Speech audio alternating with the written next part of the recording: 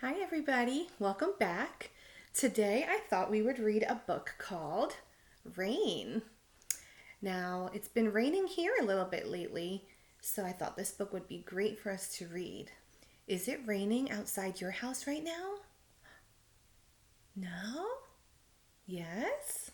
Maybe.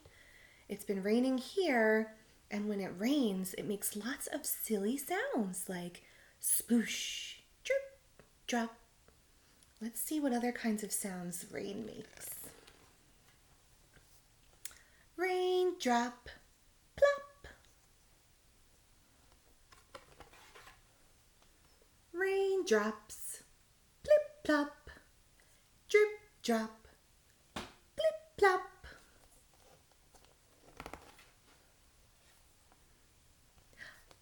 Raindrop, drip drop, plip plop. Splish splash, sploosh. Rain drips, plop plip. Raindrops, plop. Rain stops, splish splash. The end.